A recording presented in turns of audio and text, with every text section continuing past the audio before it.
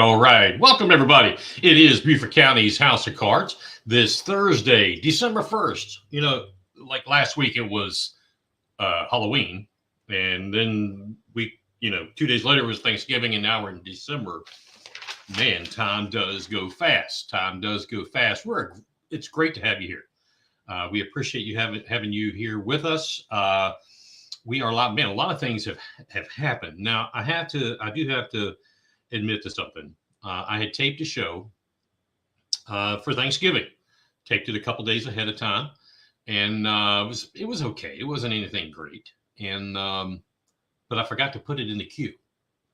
So when I went back, I guess it was Friday, to look at some of the statistics and see how many people saw it then and have watched it since then. There was none. I was like, well, that's weird. We got pretty strong numbers. Little did I know that I didn't put it in the queue. So kind of wadded that up and threw it away and just kissed that one goodbye. Anyway, that was, yeah. But hey, we're glad to be here and glad you are here with us. Tonight, we're still here on Facebook, still here on YouTube. And we've added Twitch. Twitch is now, we're being seen on Twitch. We were at one time, and we didn't have it really, the parameters weren't set right now. It's looking better. So we are back on Twitch. We've also got Big Patriot Radio is up and live. Go to bigpatriotradio.com. That's bigpatriotradio.com. It is live. And now we're going to be able to hopefully add Rumble along with Twitch and YouTube and Facebook. And then we're going to take this live stream, turn it into a podcast, and that will be on the radio station. Now, we already have 2 guaranteed. They've said, yep, we're in. Podcasters, Al Flowers with Talk One Radio. He's got a spot. He is signed up for the Wednesday 7 o'clock spot. So we're excited about that. Also, the Overton Report with Corey Allen. He has signed on. I'm not sure about his time slot yet. We're still going to work that out. And then we've got a couple more that we're working on to also bring into the fold. And this one will fit in there somewhere. We'll find a spot for it. But you want to check that out. BigPatriotRadio.com. And a lot of stuff going on there. And as always, Big Patriot Radio is powered by, there you see the folks at United Digital. And of course, would like to, our very first advertiser. She didn't pay for your House of Cards. She paid for Big Patriot Radio, but I've been playing her ads and talking her up, and I want to pass this on as well. So, are you buying or selling property in Beaufort, Bluffton, Hilton Head? Look no further than Denise Ressler, Exit Realty, Hilton Head. Hey, Denise is my trusted real estate advisor, and she should be yours too. Honest, competent, and professional? Call or text Denise Ressler at 412-979-6297. There you go. That is our very first paying advertiser on the Big Patriot Radio. And man, there's a lot of stuff happening. So please give her a call, Denise Ressler at Exit Realty Hilton Head, for all of your moving, buying, selling real estate needs in Beaufort, Bluffton, and Hilton Head. So what else do we have going on? Well, tonight, as always, please comment away in the chat bar and we'll bring them on as we can. But I've got something new, very new. We just, this is like within days, we now have call-in. There is a studio hotline number right here to the Beaufort County House of Cards. The studio hotline is 202-980-2023. That's 202. That's a DC area code. I didn't plan that. Anyway, 202-980-2023. That'll bring you into the call processor and do whatever it is you hear them tell you. And we'll go there. So let's see here. Hopefully that'll all work. Hopefully that will all work. They're talking in my ear. That's annoying. That's very annoying. So anyway, what else is going on tonight? We've got a huge show. Got to look at all my notes here. You see across the bottom of the screen, if you'd like to help us out, there's a tip jar right there. Also, the patreon.com/Beaufort House of Cards. Please, if you feel so inclined, jump on there, become a member. It's great. These are free shows. The radio's free. It's just not free to put it together. So anything you do, we absolutely appreciate. And those who are already members of the Patreon system, we thank you, and all of our advertisers as well. So tonight, we have, if you didn't know it, Beaufort High School.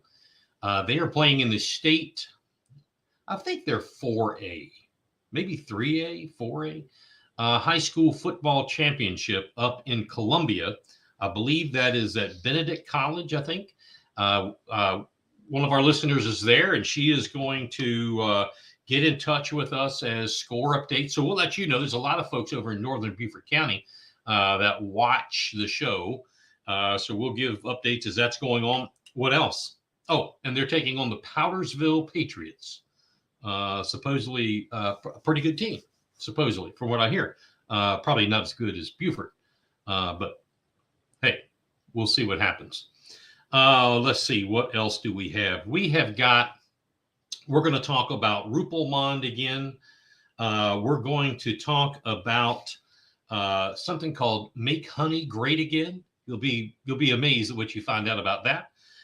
We have a special guest that we're going to bring on here in a little while, about 15, 20 minutes, and talk about not a real popular subject, but it's a very important subject. And unfortunately, it's a subject that really has been, in my opinion, has been kind of shoved under the rug for far too long here in Beaufort County, and that is homelessness.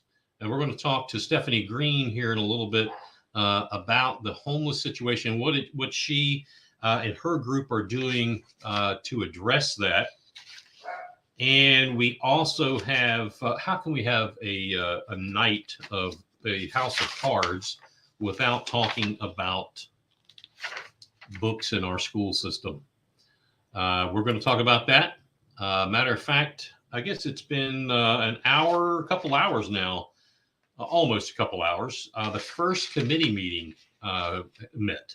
That was at 5:45 today. So we'll hopefully we'll be able to hear from possibly David Cook. He is on the committee, and he's been on the show before. Maybe we can get him to call in with an update on what happened there.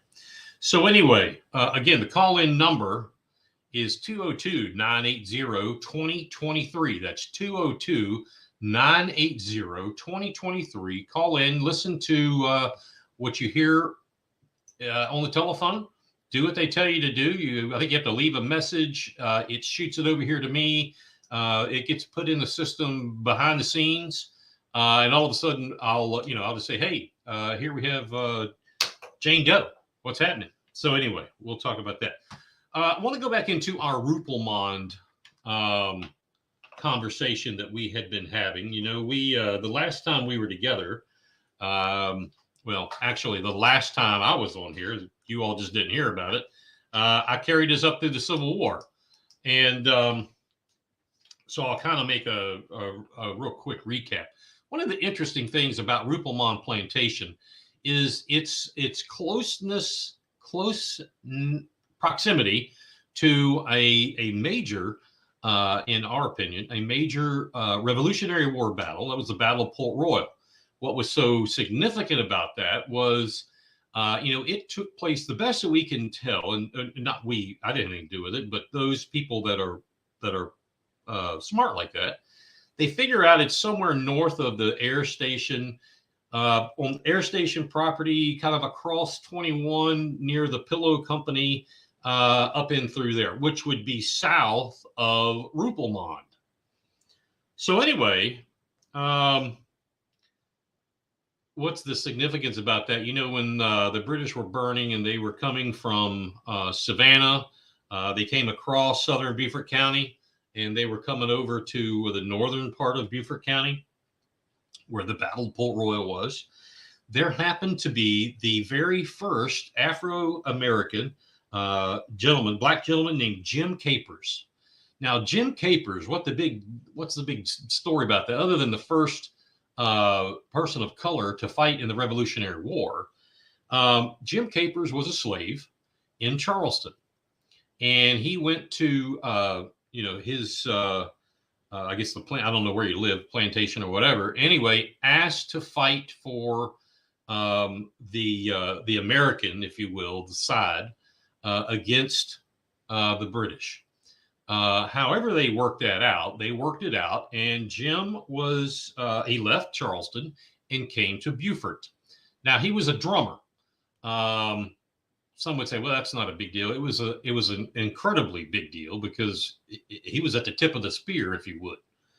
Anyway, Jim Capers fought alongside a group of Jewish folks from Charleston, and they were, I believe it was the 4th. Yes, it was the 4th South Carolina Regiment. That's who he fought alongside of. Now, Jim Capers was born in 1742. He died in 1853, so he was 111 years old. Not only did he fight at the Battle of Port Royal, but he also fought at famous Utah, EUTAW. There was 2 other battles up near Camden and Sumter up that way. He was involved in. He was shot several times. To make a long story short, after the Revolutionary War, Jim never got any kind of pension. He eventually was freed because of his what he did for America, the new America. He was freed, and he left South Carolina for Alabama. And all this time, he had applied, so to speak, whatever you did back then, however that happened, for a pension, because he was in battle, and fortunately, he wasn't mortally wounded, but he was wounded nevertheless. It wasn't till much later in life, when he was in the end of his time there in Alabama, he finally was awarded a pension.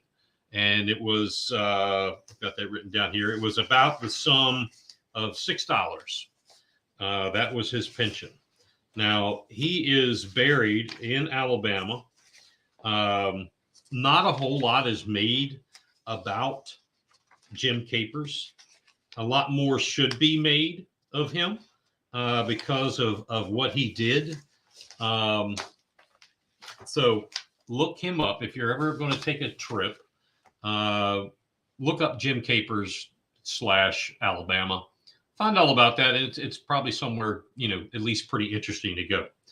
So moving into the Civil War period, Hilton Head Island, fell to the Union forces November 7th of 1861. General Sherman and his expeditionary forces occupied Hilton Head Island. At that same time, Beaufort proper was deserted by the Confederates. You know, they saw Bluffton was burned, Hilton Head was occupied. You know, all this was happening. They had been taking an ass beating from the Yamasee Indians for a while and giving it back, rightly. They left. They're out. And they headed towards places like Allendale and Estill and further west. So the Hilton Head area became the headquarters for the Department of the South, as they called it. And it was like a staging area for several military campaigns. As a result of this staging area, if you will, Hilton Head, and then later on Beaufort, as people started coming back, because when the Confederates left Beaufort, Beaufort was left with, it was already highly populated with slaves. And all of a sudden, they become the only party in town for the most part. People started to come back. The plantations fell to military occupation all over Beaufort County. And that included, you know, Jasper, which now Jasper County, now Hampton County, and so forth. So it seems rather likely, looking at my notes here, that Union forces would have stationed themselves at a number of places at the region. Not a whole lot was known about Rupelmonde other than the ferry. Remember, there were two ferries, all part of Prelio or Priolo, however you say it, and the further families that owned the plantation. So there was a major ferry crossing at Whale Branch. We know we've talked about that. And that was the gateway from the Confederate attack from the north. So they turned and came back. That must have been a concern for Sherman. I'm sure someone who did the horrific things that General Sherman did, I'm sure he had that well under control. So what did he do? He assigned a gentleman, Thomas Wentworth Higginson. And Higginson had a regiment of black soldiers from the area. And they were the regiment that patrolled the shores of the Coosaw River and Whale Branch. There's a lot written about that. Higginson, in his writings, he wasn't a poet, but he was a good storyteller. He never mentioned Rupelmonde by name, but the obvious key elements of his writings were about Rupelmonde. He mentioned things like, and I'm quoting, "Our house possessed 4 spacious rooms," and I think he means a piazza, but he spelled it, "and a pizza. Around it were group sheds and tents. The camp was a little way off on one side. The Negro quarters of the plantation on the other. All was immersed in a dense mass of waving and murmuring locust blossoms." So if you look at a map, and unfortunately I don't have one, as time goes on, we'll bring that up. If you look at a map, a charcoal drawing of Rupelmonde back then, that is almost an exact detailed drawing of what it looked like, the layout of the property. He mentions the dense mass of waving and murmuring locust blossoms. I can only imagine, and I don't know where he was from. Some say Massachusetts. Actually, yes, he was the commander of the 1st Massachusetts Cavalry. Anyway, never seen moss before. Spanish moss was, you know, that was a new thing. People from Massachusetts don't really get into that other than at Hobby Lobby. They come here and they say, well, wow, look at this stuff, along with locust blossoms and et cetera. And I'm not a horticulturist, but you can only imagine that they were enamored by the flora and fauna of the area. He did also put on there that the walls of the plantation were scrawled with capital charcoal sketches by someone with a just R period of the 4th New Hampshire. and there was a good map of the island and wood paths. It's a shame none of that has survived the years. That would be remarkable. The description he lays out is almost exactly the same as Stewart did decades and decades and decades before. The plantation, however, is mentioned and commonly mentioned in connection with a May 1862 Union expedition against Pocataligo and the railroad between Savannah and Charleston. So that is interesting piece of knowledge for Rupelmonde. Pocataligo, today we consider that the area exit 33 off of 95, but Pocataligo is a much bigger area, but that's all north of the Whale Branch where Rupelmonde was, further north into Jasper and Hampton counties. Once again, our studio hotline is 202-980-2023, 202-980-2023. Introducing to you. You're on House of Cards, live on Facebook and YouTube. It's going down now. Locked and loaded with the truth. So we'll put Rupelmonde aside for this week. And again, since this is the first time, you all are hearing this for the first time with our call-in ability now. And by the way, our guest has joined us. She is in the green room right now. I think she's enjoying some adult beverages and some tea cookies that we have back there. And we'll get to her here shortly. Let's see here. I don't think anybody's called in. I don't see anything. Nobody's talked to me in my ear. So we're just going to go with it. Once again, that number is 202-980-2023. Don't be scared. Just call.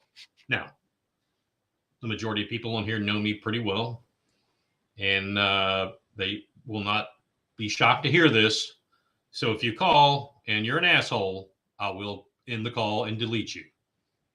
You wouldn't expect anything less. So also you can comment in the chat room on your Facebook, Twitch, or YouTube connection. And don't forget that Big Patriot Radio is live. We had one little hiccup. One of the licenses didn't come through, so you had to go through a back door in the Live 365 app.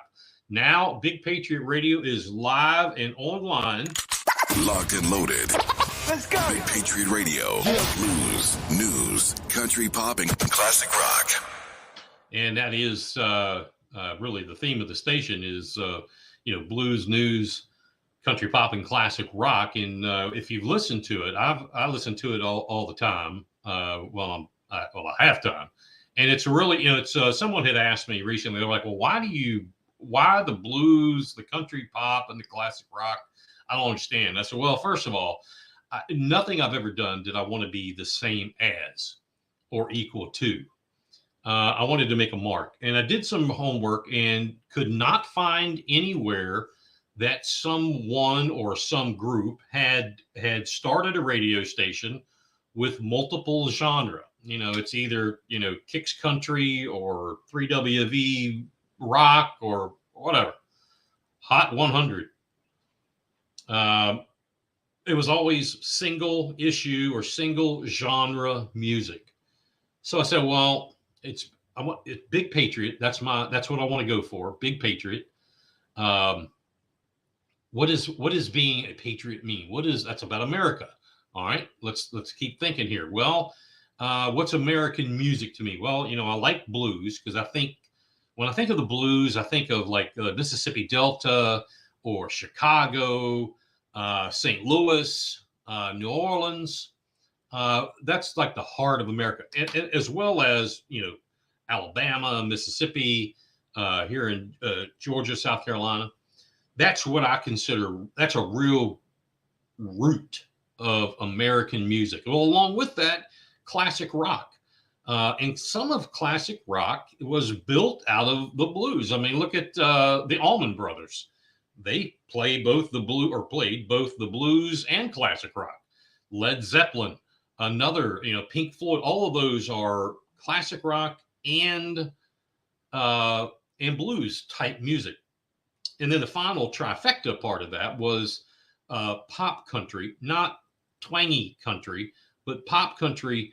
I thought, that represents hardworking American values. So let's roll that all in together. If we can make that work musically, and then add in the other things that I believe in, such as conservatism, news that is not filtered by either far left or far right, for that matter.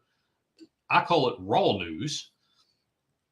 Put all that together with podcasts of people who have like minds and want to put out a product that people will listen to and advertise with, that maybe that would be a home run. Well, so far, so good. We've accomplished all those goals. And apparently, from what I understand, now, hey, if you don't like the blues, you probably don't like barbecue, and I probably wouldn't like you anyway. But if you don't like the blues and country and classic rock, then it's probably not going to be your cup of tea. Maybe you can just tune in for the news, which will be at the top of the hour, and then any breaking news. But the top of the hour, every hour, by USA Radio News Network, along with podcasts such as Beaufort County's House of Cards, powered by United Digital, the Overton Report, Talk One Radio. Hopefully the Jeff Zapp Show will be on here, and some others. And all of those are vastly different from each other. Same message, but vastly different. Vastly different. So we hope that hope you like it, and tune in for it. It is 28 minutes after the hour. So we're going to try to bring in our guest here in a minute. I just got a text. It is up in Columbia. The right now it is Powdersville 14, Beaufort High 0. 14-0 right now. Powdersville is up, and that's okay. People like Powdersville, you got to give them a little edge. Give them a little edge. They'll go to sleep because they get up pretty early. A lot of farming up there. So they get up pretty early. They're probably going to get tired faster. Everything will be okay. Everything will be okay. Introducing to you. You're on House of Cards, live on Facebook and YouTube. It's going down. We're going to get our Locked guest. and loaded with the truth. We're going to get our guest brought in here. Like I said, she's having some adult beverages. And the funny thing about it is, when I think about that, that's so crazy, because I have known her. And can you hear me? Oh, wait a minute, Steph, I've got you. Why are you muted? Can you hear me? I can hear you. It's I was telling, thanks for being here, Stephanie Green, everybody. It's when I say something like, yeah, she's back there having a adult beverage. I knew her when you were like, what, 15? Oh yeah, 14, 15, something like that. Yeah. That was 2 years ago, wasn't it? Yeah. So, hey, we're glad to have you here on the show with us. Thanks for coming to the House of Cards. I was telling people when the show came on that one of the things we were going to talk about tonight was probably not the most popular or exciting topic that could be out there, but homelessness and the stigma around homelessness is a serious matter. And people can stick their head in the sand all they want, but it is a serious issue here in Beaufort County. So I haven't said to anybody what it is you do, but how did you get involved? What was it that one day you woke up and said, you know what, I'm going to start championing for the homeless? What happened? I really don't think it happened that way. I was training in 2017 for the Marine Corps Marathon, and I would travel over the downtown Beaufort Bridge, which is the Woods Memorial Bridge. I'm born and raised in Beaufort, and I've never noticed a homeless problem until then. I would wake up at 4 o'clock, I'd go downtown, and I would run. And coming back over the bridge from Ladies Island to downtown, you would notice bench after swing filled with people. Well, it took me a couple of days, and I talked to my running partner about it. And I said, "Hey, just calm down. Let's go see if are they drunk from the night before, or are these like actual homeless?" And come to find out, there was guys sleeping in landscaping trailers, families underneath the pavilion. Every swing was full, every bench was full. It was amazing being from Beaufort and never knowing we had this problem. So you're talking about like the Henry Chambers Waterfront Mhm. Park swings. Yeah. So, I mean, you saw them in trailers. I mean, was it like a hide and seek? You went and just started looking everywhere? No, like, of course, it's 4 o'clock, 4:15 in the morning. Yeah. Most of them were asleep. So you're running by them and, you're quiet. At the same time, I'm kind of fearful in my mind and not knowing what to expect. So continue just running. And we went on about our day. And that morning, I guess, the past few mornings, I went and I would go home and do my Bible study. Like, God, show me, use me, show me what I can do to help these people. I've never seen this problem. How can I bring this to attention? How can I get these people help? So God definitely used me in the way of giving me enough courage and faith to go down and end up talking to a few of the guys and just asking them, like, what do you need? Like, I never asked, why are you here? But what can I do to help you? And the list was anything from toiletries to socks, shoes, whatever it was, the basic necessities that some people always donate. Well, I built a rapport with a lot of the homeless, and come to find out they've been here for years. They know that downtown Beaufort wakes up about 8 o'clock. Tourist action starts going in about 9. So they disperse and then they come back in, and that's where they sleep from maybe 12 to 4, 12 to 5. And it's been happening for years. Wow. When you started this mission, and I'm going to call this a mission, or a ministry, if you will, what did you do first? What was the first thing? My first initial interaction was, my first thought was to help them. Like, why are you homeless, but what can we do to help you not be in this situation? What do you need? A driver's license? Do you need a job? Do you need clothes for an interview? A lot of local organizations donate food and canned goods and necessities, hygiene kits, but this was more. I'm not going to put a Band-Aid on the problem and keep giving you things, but let's help you get out of that situation. What can we do to make it a little bit better? So what we realized was Beaufort did not have a starting place. They did not have a place for women, men, anybody in a hard time to go and just say, hey, I need some help, either being a driver's license, GED, job, mental health, whatever it may be, that we could help you get back into your feet. So that was the mission behind starting the Poncho Project in Rooms of Grace. So the Poncho Project was first, right? And tell me a little bit about that. Is that as it sounds, a poncho getting people out of the rain kind of thing? Kinda. So when we were training for the marathon, it started raining, and we would train, rainy days, snowy days, cold, whatever it was. You have to work with because it's in Washington. So it started pouring down rain, and I see all these homeless people, and I'm like, I wonder if they have rain jackets or things to keep them dry, their stuff dry. A lot of local charities give jackets and socks and all this stuff. So I wanted things for hurricanes. I mean, you're in Beaufort, you're going to have tropical storms, you're going to have hurricanes, you're going to have rainstorms. Sure. So it started off with ponchos, plastic bags, waterproof anything, kits to keep all their stuff dry. And then from there, it kind of just spiraled into clothes, into house. It kind of just took off. So what we did, the Poncho Project was going on at the same time as a local addiction ministry. And we just kind of merged because we figured out the same need. And so why reinvent the wheel? Right. Huh. So have you had, how much help do you get from private companies, churches, et cetera? Churches, we have a lot of churches now. It's been since 2017 that donate on a monthly basis. We are going out and spreading the word for other churches to take part and become partners with us. Private companies, A lot of private companies will donate at Christmas time, or tax season. But other than that, it's kind of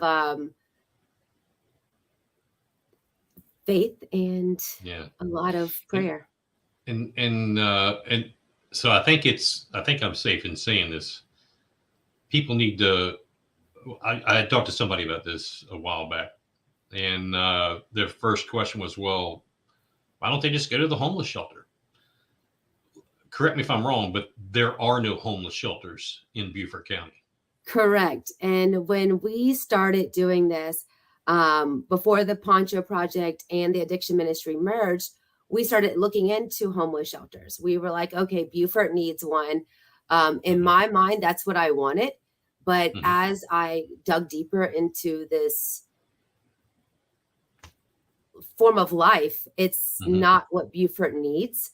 In my opinion, I think if a shelter is there, they can come and go as they please, and it gives them a place to lay their head. If they had more organizations and transition houses like us, where it's giving you a spot to start, you're not going to get a handout. You're getting a hand up when you come. You are wanting to change. And no, not everybody wants to change, but still deep down inside, there's that glimpse of hope in people's eyes that they can do better. Sure. How about the government? I'm one of those who believes the government is the last place you should go for any assistance, but there are programs. I know you and I had talked a long time ago about doing some things had I got back on county council. But aside from that, has there been any government bodies that have said or have reached out, or you've reached out to, or that have helped you, or anything like that? So again, when we first started, we got shut door after shut door from government officials. We would go down and just try to get information about what was going on, about homeless needs. And literally, Mike, it's one of those issues that is swept under the rug. Beaufort doesn't have a homeless problem because Beaufort's a tourism town. And so that was an issue. Well, then once we broke that barrier and they knew we were there for business and we were going to change something, doors opened. And now we partner with drug court, we want probation, parole, the jailhouse, mental health, vocational rehab, any kind of local agency, Help of Beaufort. What's the other one that we partner with all the time? Anyways, all of these local government agencies and nonprofits are like, how can we help? How can Stephen Murray, our mayor, literally would wake up at 4:00 in the morning and come downtown to see this need himself. And once he saw it for himself, he's like, I'm on board. How can I help you? That's impressive. And I appreciate that. That's a difference in a leader and just somebody who's, has another notch up on his, whatever. So you went from the Poncho Project, and now it's kind of morphed into Rooms of Grace, right? Yes. And so before I get into that, you mentioned that some of these folks are sleeping on benches in landscape trailers.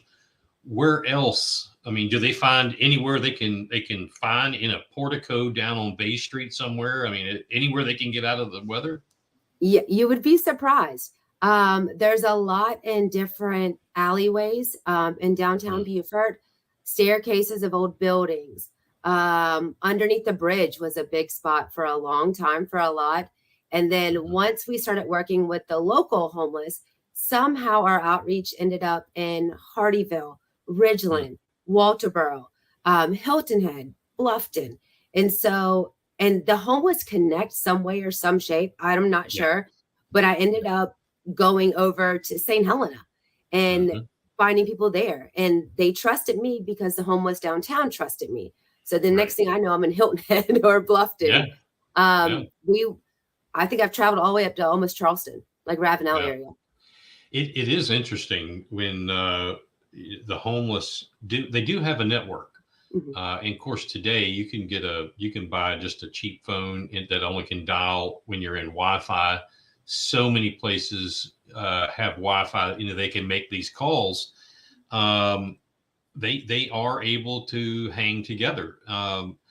in Bluffton, near when I had the company, behind the office, behind the warehouse was a pond and then some woods. Little did I know at the time, there was a encampment back there. There were several tents. Every day we would see something different. I was like, wow, where did that couch come from? Or why is there a trash can over here? And it was one of my son-in-laws told me, well, there's an encampment back there. So you're right. They end up anywhere, wherever they can go to stay out of the cold, the wet, just like you and me. Mm-hmm. One of the other things is veterans. How many of these folks, men and women, or whatever, how many are veterans that you know of? Actual regular homeless, I would say there's probably throughout our area, probably 12 to 15. And then when we opened Rooms of Grace, we have had over 60 men come through, and probably 5 to 10 have been veterans. And so they had no help. Yeah. Wow. Does the Department of, Beaufort County has a veterans department, I'll call it. Mm-hmm. And usually they do a bang up job. Are they able to help in any way? Once we get them their ID or whatever photo identification they need, then they start working with them. Yes. Gotcha. So it's just connecting them to that resource, or a homeless has been burned in the past by an organization and they don't want the help anymore. Or they've just had so much PTSD. So that's when we get the mental health in and kind of break that barrier so they can rely on the Department of Veterans. So now you morphed, I'm going to use the word morph. You morphed into Rooms of Grace. Explain to us what that is. So Rooms of Grace, again, Poncho Project and the Addiction Ministry kind of merged together, and we came up with a Christian value. We want to find these hopeless men and to fill them with a Christ in their life to bring hope back into their life. So what we are is we are a transition house. We will take you from drug court, probation, parole, jail, homelessness, or whatever the case is, and give you a place to stay and a place to start, and then help you get back on your feet to become working again in society. So it's anything. We've got guys from Walterboro, Charleston, Hardyville, coming and staying at our house because they need a second chance. And when we working with the homeless, what we realized is they couldn't get any help until they had the basic identification cards. So they couldn't go and register for Voc Rehab if they didn't have an ID. They couldn't go to mental health without a Social Security card. So taking that time to go get those needs for them and then starting that process sped up their own personal process on their journey. Sure. Yeah, it makes sense. So is there a physical facility, Rooms of Grace? So yes, I'm glad you asked. Our address is 1941 Trask Parkway. We used to be Allen Funeral Home across from Low Country Produce in Labico. If you know, it's a big plantation house. You were just talking about Whale Branch Bridge. We're right there. Yeah, right there. So actually, we are supposed to close on the property on Monday. Yes. And so we have no grants. Everything we have done has been funded from private donors. Churches, organizations. And actually we have a challenge going on right now from one of our donors from Hilton Head. And he put up a $25,000 challenge to see if we can collect $25,000 by December 15th. So that's one of our things. And then everything else we do is fundraisers to everything from food to lights, to getting transportation for these guys is all funded through fundraisers and private donors. Now you said he was doing a challenge. What's the other half of the challenge? We have to meet the $25,000. If we can raise $25,000, he will meet $25,000 by December 15th. Yes. Well, that is enough right there for people to say, how can I get involved? Now I put on the screen there. They can contact you all, Rooms of Grace on Facebook. Yes. Jay Turner. I don't know who Jay Turner is. Jay is my partner. So Jay Okay. started the addiction ministry while I was doing the Poncho Project, and we met Gotcha. just randomly at church, not knowing our hearts were in the same exact place. Oh, good. Fast forward to 3 years later, and he's a dad, a grandpa, best friend. Like-minded people always work together. Yeah. So Yeah. yeah, you Awesome. couldn't have picked So, for a better guy. And he is actually our house manager.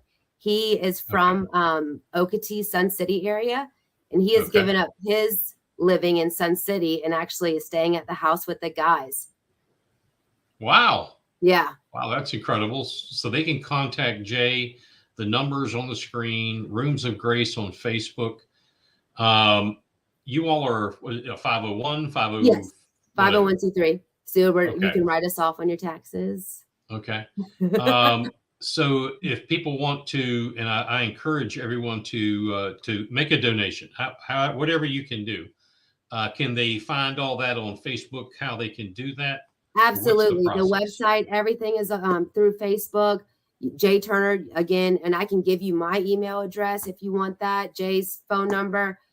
We are so open. A lot of people that we're not as scared to give our numbers out because you never know Mhm. who's listening and who might need help. Right, right. What if you would? I'll post your email Okay. on our end when I send out, like, whether it's Facebook comments or our Big Patriot Radio.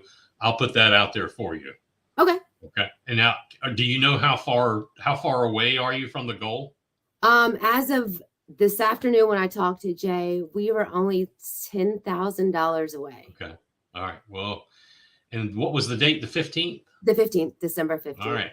All right. Well, we got 14 days to raise 15 grand. What's a grand a day? Yeah. It can be done. It can be done. Anything else that people can do, like supplies? Do you need any supplies other than just financial, or do you also need people to help? Absolutely. So, like I said, hopefully our closing for this house will be Monday. After that, we are starting to do renovations on the house because the house was built in 1921. So it is a very, very old house. Needs a lot of work. So any hands on deck, any organizations that want to come out and support. We are also doing Christmas for the guys. Right now, we currently have 9 guys living at the house, and they've been with us for over 6 months or so, most of them. So they have their own families that they are trying to rekindle with. And so we are trying to work with mending that bond back together. So we are going to do Christmas. We always are in need of different food items, canned goods. We do partner with Low Country Food Bank and the one out of the embassy, but just having the snacks, you go to your house and you have some chips to eat. This is their house. When we first got this house, the first thing I got was a welcome rug that says welcome home. And I put it at the front door. Like, I have one at my house. This is your house for a little while. So anything from furniture to bedding, we gently use men's clothes. They're always great because they do go on interviews. Anything would work. Gotcha. Well, we will push this as hard as we can. Stephanie Green, thank you so much for being here. We hope to have you back. I hope you can come back and say, hey, you know what? We hit our goal and we're going to go pick up a check. I would love that. That would be awesome. Thank you so much for being with us here on the House of Cards. Thank you so much. Okay. Locked and loaded. Let's go. Big Patriot Radio. Blues, news, country pop, and classic rock. There's I want to thank Stephanie for being here. To hear that there are people doing some good things, and she's right. It's not about handing out after handout after handout. They're doing this as a way to better. Someone can better themselves. I mean, they are doing it's the epitome of bringing the horse to the water. Bad things happen to good people. I hate it when I hear people talk about, they're bad folks and they're just that's what bad folks do. Not bullcrap. Bad things can happen to good people. You know, it's just like saying, you know, I'm as jacked up as the next guy, but it's not okay to stay that way. Sometimes there are people in life that we come across, Jay and Stephanie being those kind of people, that, you know, are meant to put things in front of homeless, whether they're vets or just John and Jane Doe, to give them the ability to move forward. So as you heard her say, and there's the phone number on the screen for Jay Turner. You can go check them out on Facebook, Rooms of Grace. I'll put Stephanie's email up, tomorrow. But if you can donate financially, I know that they would be most appreciative of that. Anything you can do as far as mail, you know, whether it's toiletries or clothing, I'm sure all of those things. I mean, guys, you know, that watch this, just go look in the closet. If you've got something hanging there that you haven't worn, and it's not ratted, obviously, you know, maybe donate it so somebody can wear it. Or if, you know, you're going to go buy, you know, a pack of socks, well, maybe buy two and take one there. Because there are men, and I'm assuming the place is male only. That's what I'm gathering out of it. There are men there that can use this. And it's a huge problem in this county. And we cannot allow it to be swept under the rug by politicians who are only influenced by growth and tourism, because there's so much more to life than just that.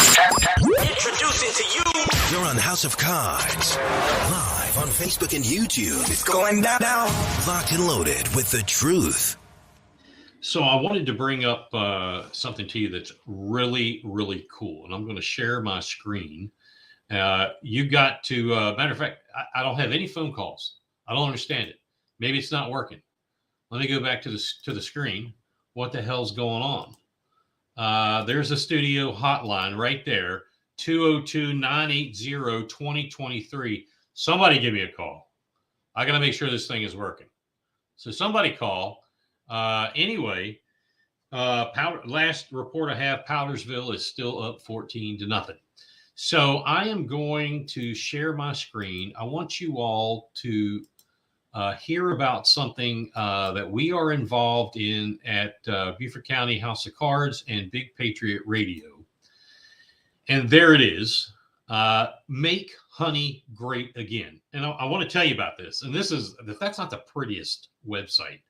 I have to say, Big Patriot Radio is just pretty cool. This is right up there with it. Whoever did this, this is pretty cool. I like the honey coming off. But if you look at the bottle, that's the interesting thing about this. And matter of fact, tonight, as we speak, there is a gala going on down in West Palm Beach, Florida. And we have a friend of the show, a gentleman that I've known for years, who has come up with this, got the approval of the former president and his family and the companies and all that to use his likeness. The 45 is bought onto this as far as he supports it 110%. Make honey great again. This is pure, raw, as they call it, ultra mega honey. This honey is from Cottageville, South Carolina, just right up the street in Colleton County. All right, it's raw, it's pure, and it's local. So, you know, if one of the things I learned from my wife is that if you have allergies, supposedly, if you partake of honey in your local area, it's supposed to do something to help your allergies. Now, I'm not a doctor. I didn't play one last night, but I listened to what she tells me. And so I'm all in. I'm also under the opinion that when you take honey and you go through the distillation process, you come up with mead. And I have a good friend at B-Town Mead, Mike Tripka, I don't know where he gets his honey. I wouldn't be surprised if it's the same honey, to be totally honest with you. And it's the best alcoholic adult beverage that I've had in quite a while. MakeHoneyGreatAgain.com is the website to go to where you can buy either single bottles or a case. Now, here's what I need you to do. This is a great Christmas gift. I've already had one of my children ask me on Facebook if she could get one of these for Christmas. And I said, of course you can.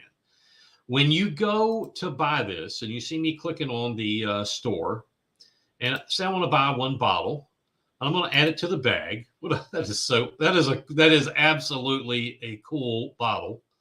We're going to go to checkout. You're going to put your email address in there. Your sales code is Big Patriot. Big Patriot is your sales code, or your promo code, as Mike Lindell with My Pillow. Please put your promo code here in the sales code line. Your promo code is Big Patriot. Just Big Patriot. Put it in there.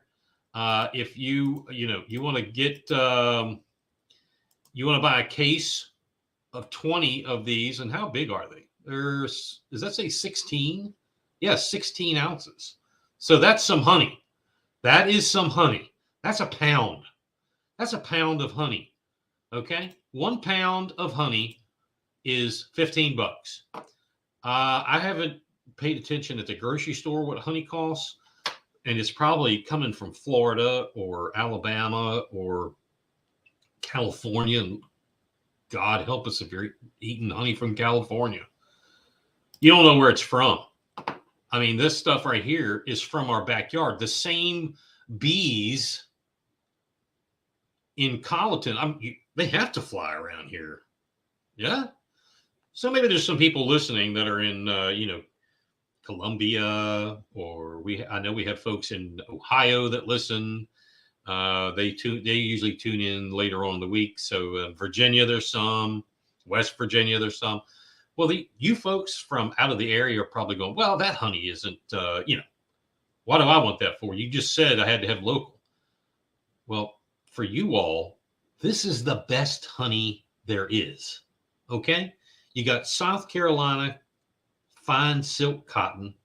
You got South Carolina, well, you did have indigo, South Carolina oysters, South Carolina shrimp, and South Carolina honey. It doesn't get any better than that. And this is pure, raw, ultra mega honey. Make honey great again. Remember, your promo code is Big Patriot. So I'll put that up here. That is your promo code, Big Patriot. And hey, check that out. And you go again, MakeHoneyGreatAgain.com. MakeHoneyGreatAgain.com. And use your promo code, Big Patriot.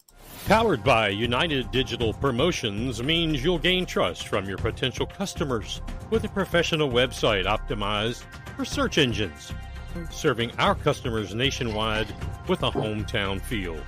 We're shaping the future of digital marketing. Contact United Digital Promotions at UnitedDigitalPromos.com.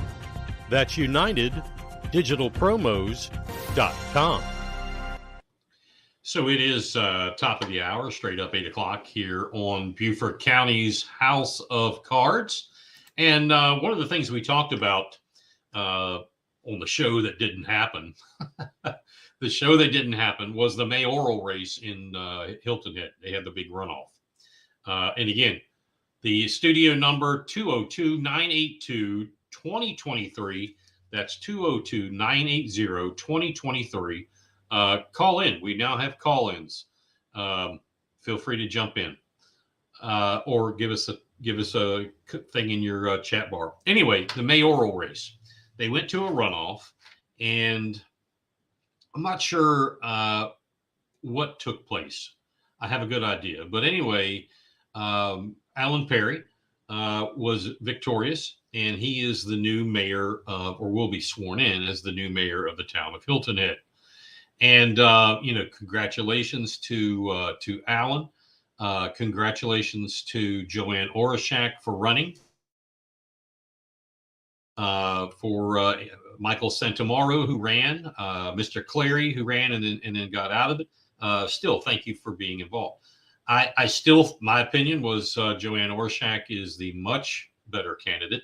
And for this reason, and there's something reason I'm going there, why to rehash something that's over, is because of her fiscal tenacity and what she said she would do as a fiduciary of the town of Hilton Head's residents' tax money with relation to tax dollars being sent to the chamber, to 501s and this and that and so forth with tax dollars. Because remember, in Beaufort County, we just passed this referendum for a 1% sales tax that, well, the government didn't say they wanted it unless you know who put it all together. And of course they wanted it because they got passed through the government to protect this was passed to protect rural and critical lands, but not through the Rural and Critical Lands program.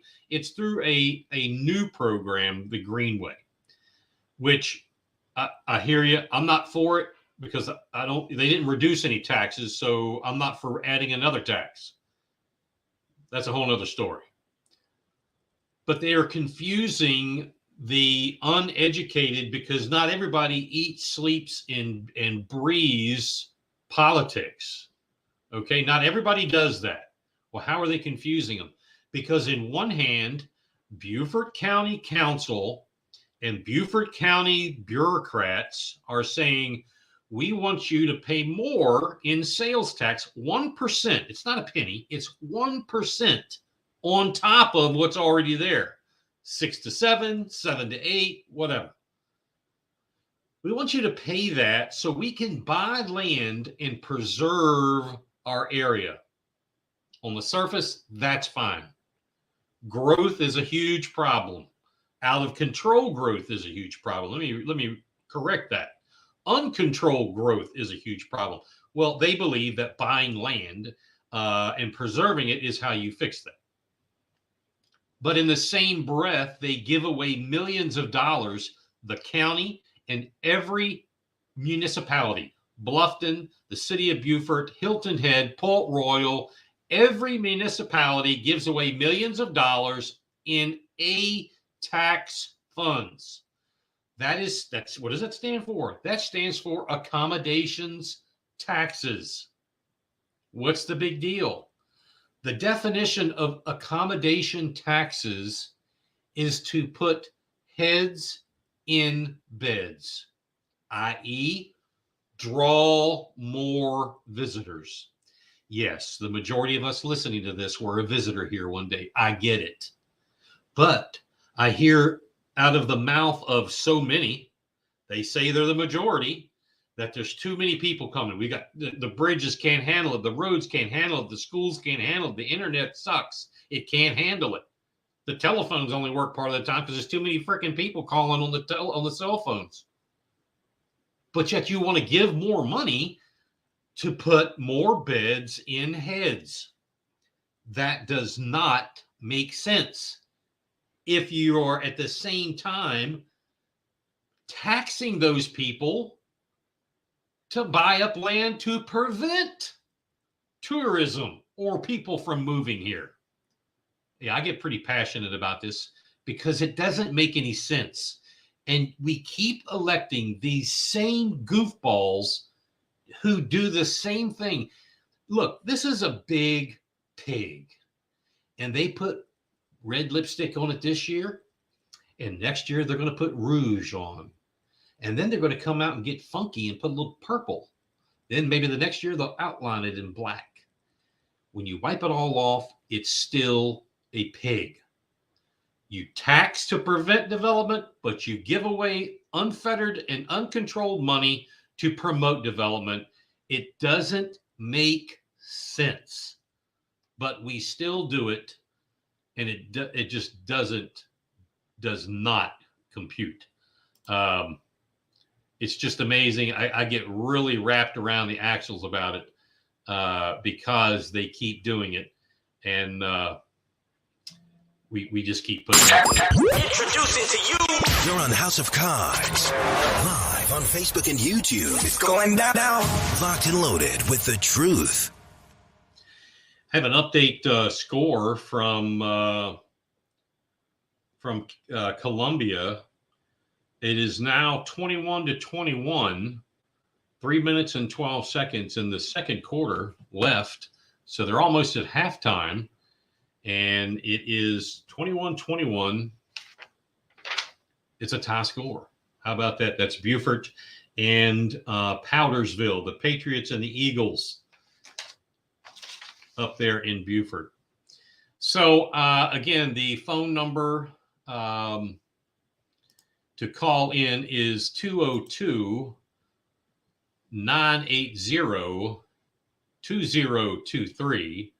That's 202-980-2023. That's the hotline. Haven't had anybody call. And to be totally honest with you, I hope I have hooked this all up right. So if somebody has, and I'm obviously not answering, you'll know what's going on. So anyway, earlier tonight, and it is about 10 minutes after the hour, earlier this afternoon, early evening, the Beaufort County, I don't even know what they're called. It's a book review committee, something along those lines, was meeting. And they were going over the books. And I think they were given a list. The first is like a list of 4. The details are very sketchy about it. Not really 100% positive what's going on. But it looks like this was their first public meeting. And I think we actually have someone, not of this, but someone in our green room. That maybe, is that Jay Turner there in the green room? Jay, can you hear me? Is that Jay Turner in the green room back there? Somebody's back there. I believe it says Jay on the screen, so we'll figure that out. But anyway, David Cook is, hopefully he'll call in or let us know how that went. But over the last, I'll call it the last couple weeks, the attack from the left, and that's exactly what it is. It's an attack from the left against the people, us that have written in or stood up or talked or called or whatever. It has been ferocious. It's been to the point where some of the folks on the left, and I don't mean left of center, I'm talking these people are in the ditch, the left-hand side of the road ditch. They've gotten vulgar. They have gotten personal. And it's sad. You know, you go from these stages of getting pissed off at them, and then you're concerned. And now it's sad. It's sad that they hate life that much. It's sad that they think that it's okay for any child from 5, 6, 7 years old up to 18 that can walk into a library, pull out a book like Lucky or Tricks, and thumb through it and say, I want to check this out, and be free to do that, or read it there in the library, or just thumb through the book. They think that is okay because their analogy is, well, it's everybody's right. It's not every child's right when they're under the age of 18. Okay. And not casting judgment on these people. They got to answer to someone, much higher. But if you're a parent and you think it's okay for kids to read books that have material in them that has been tried to be read at school board meetings across the country and has inexplicably been told, school boards have said, you can't read that here in public on television. But it's okay for that kid to read it in private. People actually think this. They actually think this. And this should not be a left or right problem. This is a humanity problem. You want to talk about, we've got problems in the world, blah, blah, blah. Yes, we do. And this happens to be one of them right here in the USA, that we're allowing children under the age of 18 to read books in a public school library that talk about rape, child sodomy, child trafficking, homosexuality, bestiality. The list goes on and on. I challenge you adults to go download a copy of the book Tricks or Lucky, and you tell me if you say that's okay to be read by a 7, 8, 9, 10-year-old, whatever, then I want you to take that book and I want you to go to church and I want you to stand up and read it. If you won't do it there, it's not good enough. It's not proper. I want you to take that book and go to your doctor's office and say, doctor, I'm buying 15 minutes of your time. I want to read this to you. And if he tells you or she tells you to, get the hell out, what are you, weirdo? Then that book is not proper. Even more interesting and sad, there are librarians, and I've seen this with my own two eyes. There are librarians out there who are saying, these people, those right-wing wackos, this is horrible because a child's right to read is being taken away by these book banners and book burners. Teachers, not all, not the many, but a few, have come out with the same thing, that this is an infringement on this child's ability to form themselves. I think a child needs the ability to form themselves, but they don't need the influence of child sex trafficking. They don't need the influence of child sodomy. Take the word child out, because these books also have 50 Shades of Grey, XXX version. I don't think an 8-year-old or a 12-year-old need to have that to form their mind. Maybe that's the shit that's wrong with America today. We've been allowing that. And quite frankly, if you're a teacher or a librarian in public school and you allow this, you don't have any business being around children, in my opinion. Go somewhere to a school, private school for porn, and go right ahead. Or maybe move to Chicago or Los Angeles or Washington, D.C., or some metropolitan place where that is okay. It's not okay here. Recently, there have been some people that claim to be part of the ACLU's movement, and we're going to sue the school system. It's a constitutional right of these children to be able to read, pick up whatever they want off the school library. Au contraire, my friends. Au contraire. And that was substantiated, what I just said, recently by the Federal District Court of Eastern Missouri in August of this year, where they ruled in favor of the removal of said materials, because it wasn't banning, it was removal based on obscenities and pornography. This group, which, as I told the newspaper, the Highland Packet and the Beaufort Gazette, this is not a group. We're not organized. We don't have secret meetings and a secret handshake. We don't do that.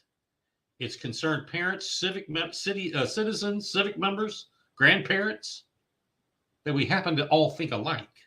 Yes, we may congregate on Facebook group here or Nextdoor or Twitch or Twitter or YouTube or whatever.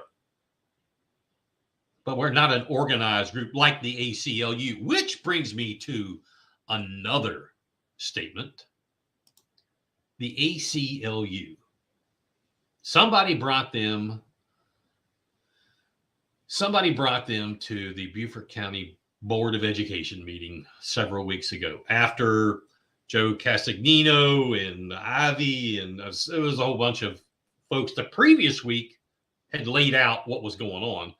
Next week comes the ACLU and a cast of characters, well orchestrated, and they all said exactly the same thing.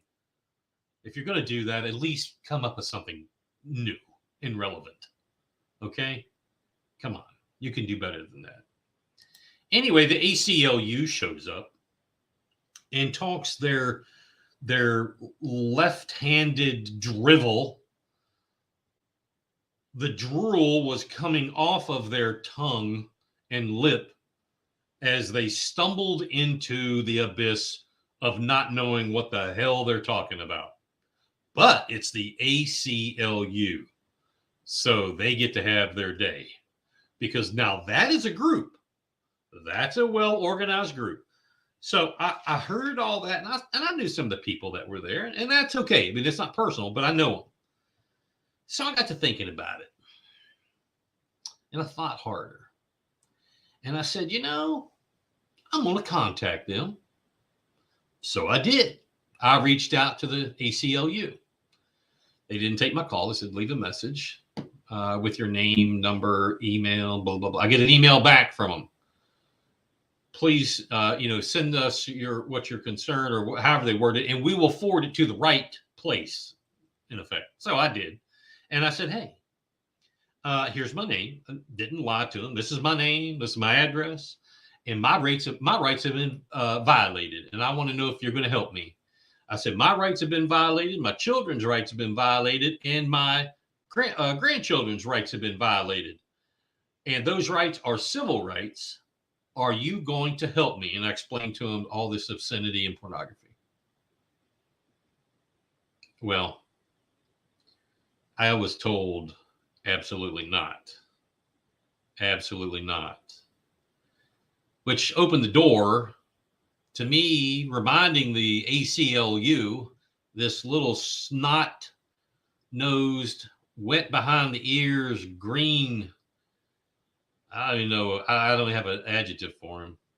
I had to remind him that probably before he was born, the ACLU led the fight with the alt-left, the Democrats, in removing, and I think it was even, I don't think it was Democrats, I think it was more like socialists, to be quite honest with you, removing the Bible from public schools, removing school prayer from public schools, removing the 10 Commandments from the front door of public schools, and removing partially the pledge to the flag in public schools. And some of that still, yes, there are, for those of you who are getting ready to pounce, yes, the Bible is in some schools. I didn't say all, but work with me here. It was a big deal in the 80s. Anyway, I reminded him that that was the ACLU's big to-do. Fairness for all, because you people taking tax dollars, our children should not have to sit under the guise of a Bible. Our children should not have to see those 10 Commandments. Our children should not have to, be subject to prayer. ACLU led that. So I told this little snot-nosed punk, I said, now the shoe is on the other foot. Now the shoe is on the other foot. So how does it feel? So I couldn't pass up the idea. I said, I tell you what, I'll give you 2 books. You give me prayer. What? I said, yeah, I'll give you 4 books if you give me prayer and the 10 Commandments. Let's work this out. Well, they hung up.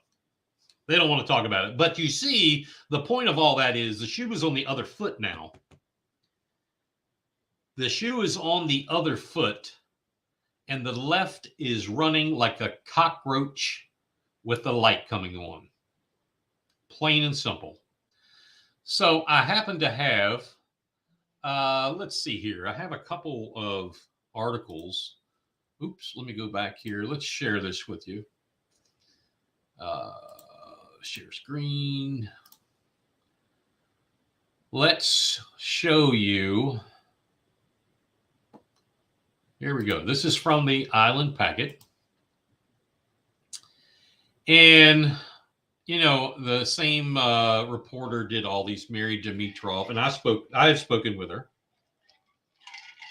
And quite frankly, super nice gal. My thought behind her has started to go downhill because these articles keep coming out that are leaning more and more and more and more to the left. Go figure, coming from the Island Packet. And, you know, anyhow, she wrote in this article, and this is from day before yesterday or 2 days ago or whatever. She talks about how this happened. It was a Cliff Notes version, she says. One day a parent read a sex scene from a book. The next day, 97 titles were pulled. Then she says, she goes on to talk about this is because of school board candidates endorsed by a group named Moms for Liberty.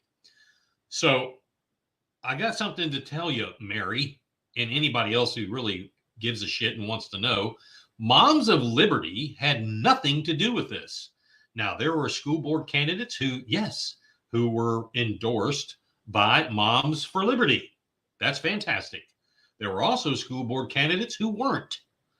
The conversation about these books, whether they are vile or not, we did not, and I mean, when I say we, any of us who had conversation, we did not consult Moms of Liberty, or Moms for Liberty. Yes, we all vetted them in our own way.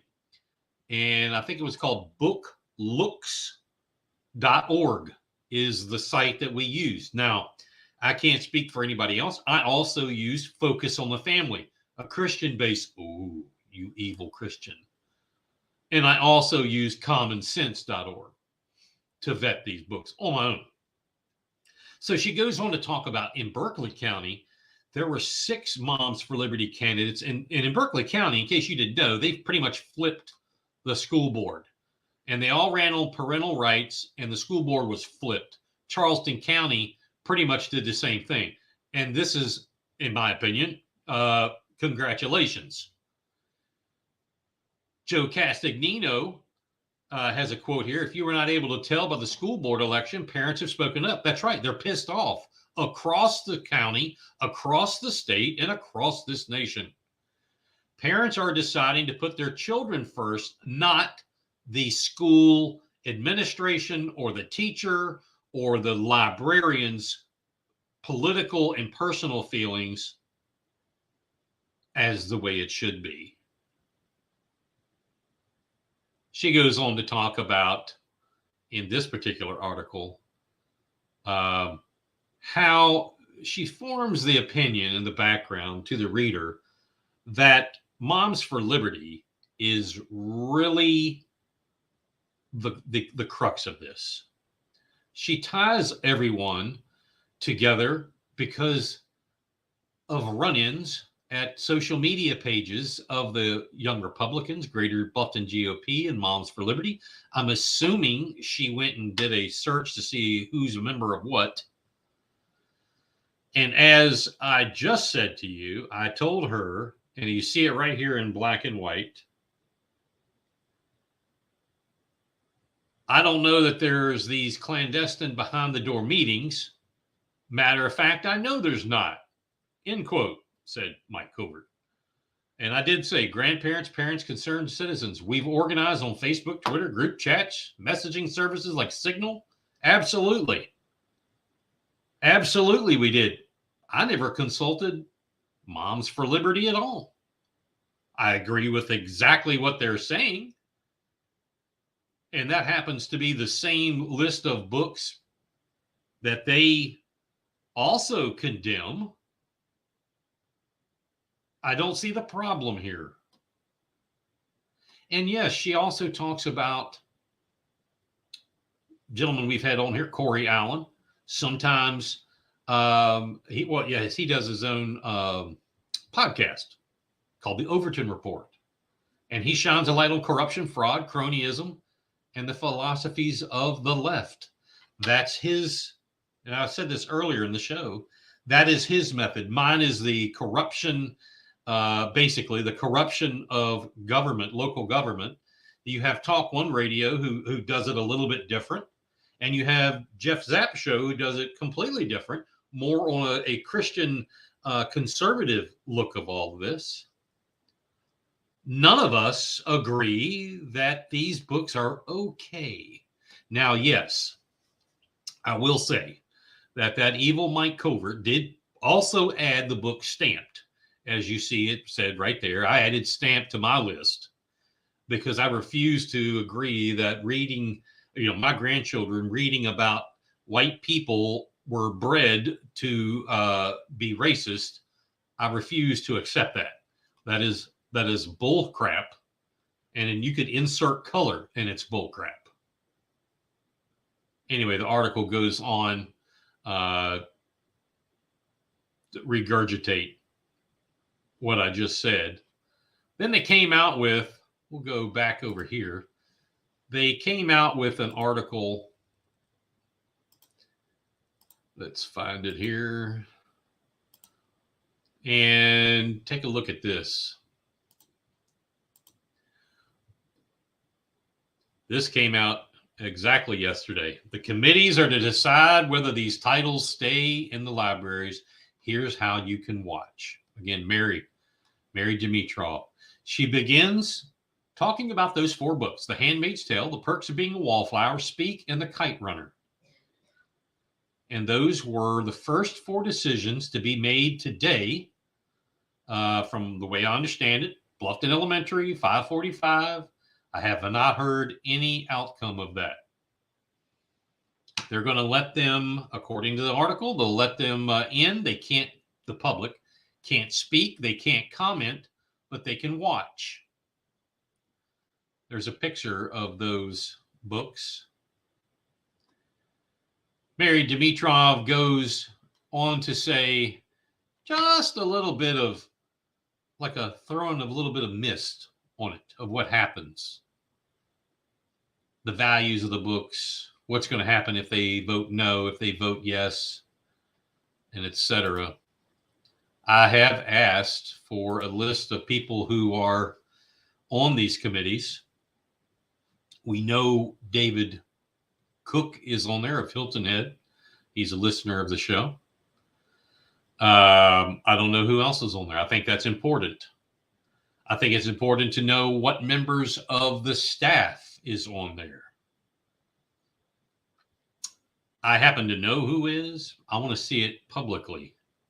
And then people can decide for themselves when they look these people up and see what their ideologies are.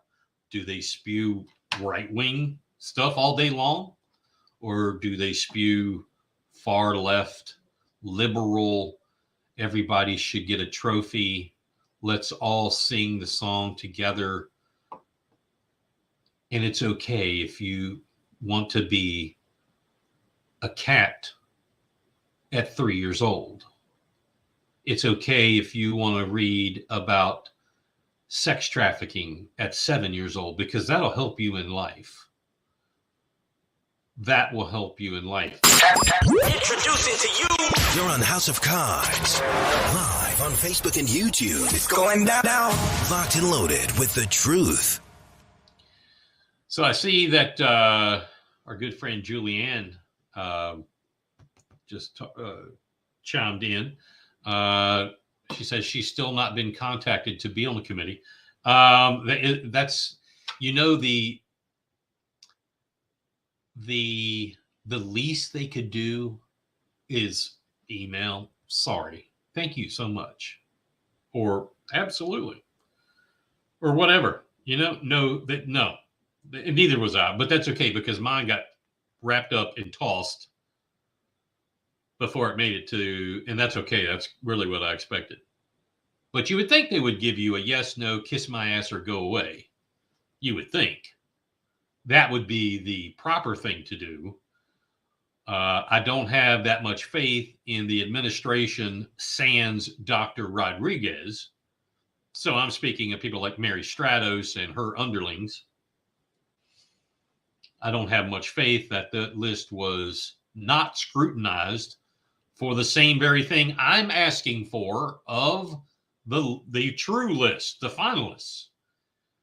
What does all that mean, Mike? Well, I say to Dr. Stratos or the librarians who helped pick this, or the people in the front office like Candace Bruder, you selected people based on public perception and political ideologies. So let us, the public, see who's on the list so we can do the same thing. That's fair, isn't it, Dr. Stratos? Julianne says she even told him in public. But no contact, because that doesn't fit the ideology of what they're trying to do. I'm telling you to pay close attention, to pay very close attention.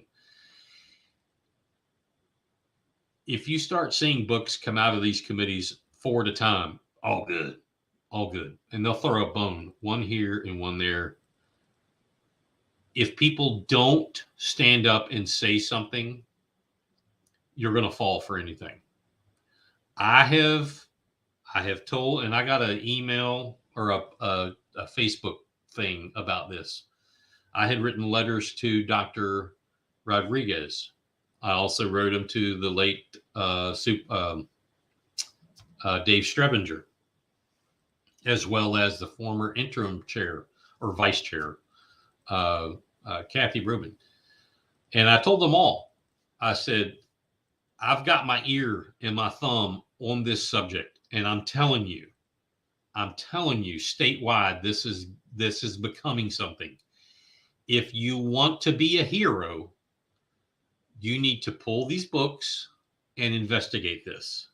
Because if you don't, the public is going to go batshit crazy and it's going to blow up in your face. Now, someone responded to me that you shouldn't use political influence like that. And I really wanted to come back and tell them, what friggin' rock have you lived under?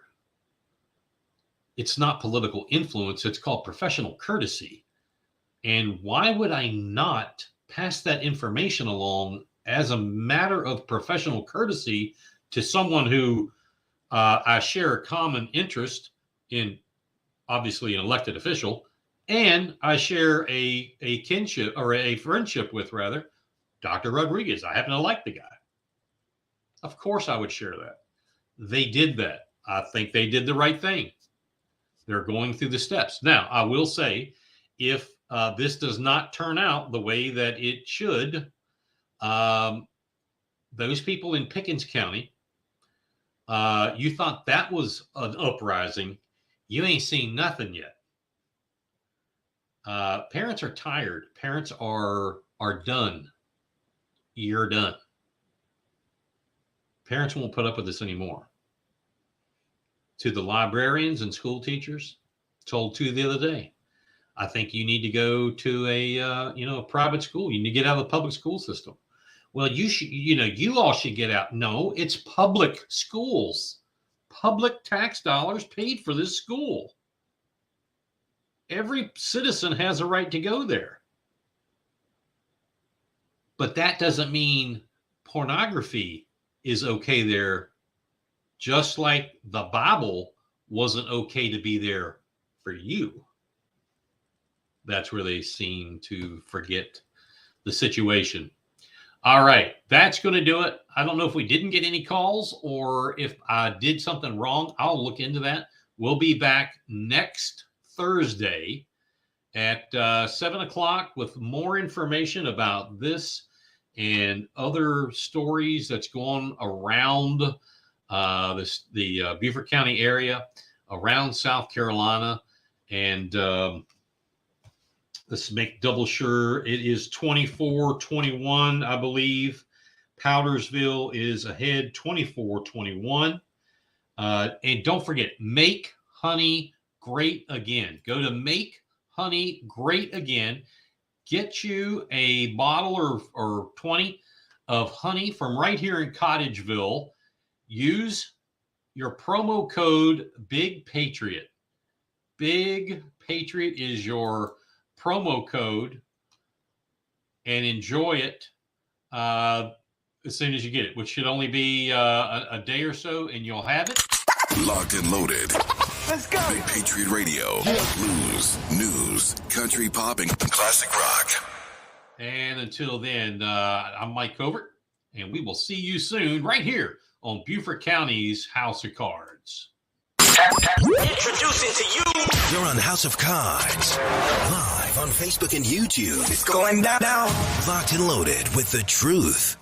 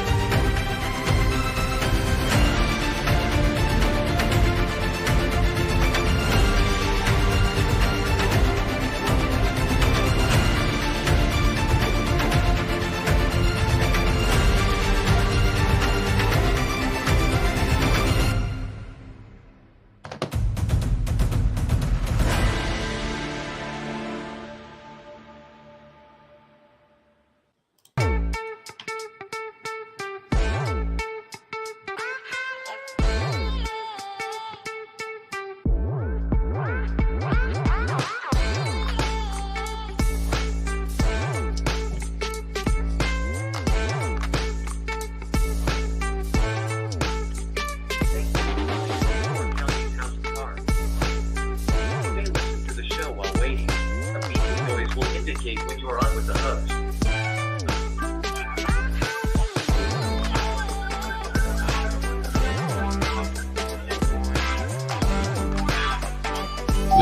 This is a test.